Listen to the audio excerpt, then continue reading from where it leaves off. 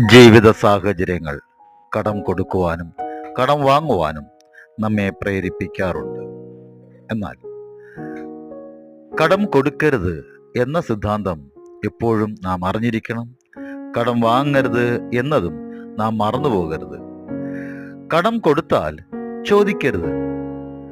ചോദിക്കാതെ തന്നെ തിരികെ തരുന്നവർക്ക് മാത്രം കടം കൊടുക്കുക.